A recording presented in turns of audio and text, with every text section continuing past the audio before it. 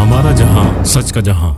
Yahya Afridi chief justice के लिए हुकूमत की पहली पसंद, इनकार की सूरत में क्या ऑप्शन होगा। वजीर आजम शहबाज शरीफ ने कहा है कि नए चीफ जस्टिस का फैसला खसूसी पार्लिमानी कमेटी करेगी। वजीर आजम का कहना था कि वो सदर आसिफ अली जरदारी और army chief general Asim Munir मुल्क सियासी और मुआशी इस्तेहकाम के मामलात पर एक पेज पर हैं। इन्होंने मजीद कहा कि आईनी तरमीम सियासी इस्तेहकाम को यकीनी बनाएंगी और ये मुल्क के मुआशी इस्तेहकाम के लिए ज़रूरी है। वाज़ेह रहे कि चीफ जस्टिस की तकर्रुरी के लिए खसूसी पार्लिमानी कमेटी तश्कील दे दी गई है। कौमी असम्बली सेक्रेटरीट ने खसूसी पार्लिमानी कमेटी की तश्कील का नोटिफिकेशन भी जारी कर दिया। 26वीं आईनी तरमीम के नफाज के बाद चीफ जस्टिस पाकिस्तान काजी फाइज ईसा आज रात 12 बजे तक 3 सीनियर जजेस के नाम देने के पाबंद हैं, जिनमें से नए चीफ जस्टिस का इंतखाब किया जाएगा।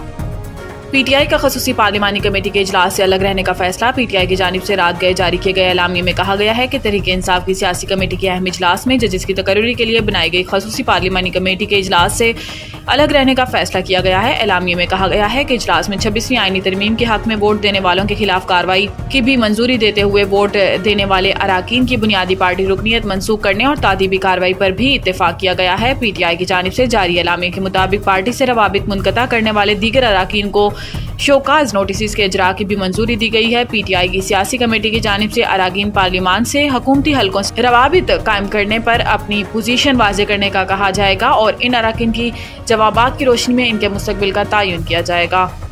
वज़ीर आज़म की गज़ा लेबनान के लिए इमदादी सामान के लिए 2 जहाज़ फौरी भेजने की हदायत।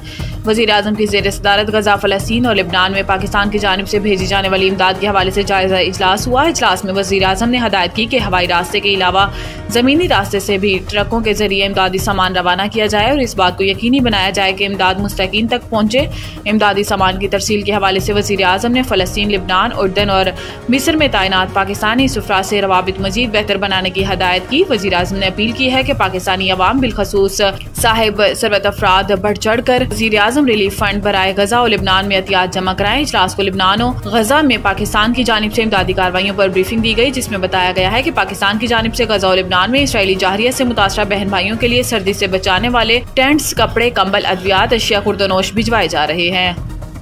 तोशाखाना केस, FIA की बुशरा बीबी की दरख्वास्त जमानत की मुखालफत। हाई कोर्ट में बुशरा बीबी की तोशाखाना केस में जमानत की दरख्वास्त पर समाअत हुई।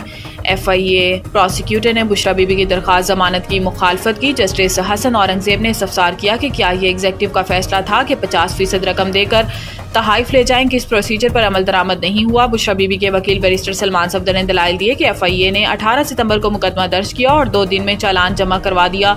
हैरान कुन तौर पर FIA ने महज 2 दिन में तमाम कार्रवाई मुकम्मल कर ली। सलमान सफदर ने कहा कि रूल्स में तो कीमत का तयन करने वाले प्राइवेट शख्स का कोई जिक्र नहीं। रूल्स के मुताबिक 30,000 रुपए तक का तोहफा बगैर अदायगी हासिल किया जा सकता है। 30,000 से जायद के तोहफे को 50% रकम देकर हासिल किया जा सकता है। 3 साल 3 माह की ताखीर से ये मुकदमा बनाया गया। 31 जनवरी 2024 को नैब के दूसरे रेफरेंस में बुशरा बीबी को सजा दी गई। 3 साल में गिरफ्तार किया, ना ही बुशरा बीबी के खिलाफ कोई क्रिमिनल केस बनाया गया। वाज़ेह है कि स्पेशल जज सेंट्रल ने बुशरा बीबी दरख्वास्त जमानत मुस्तरद कर दी थी।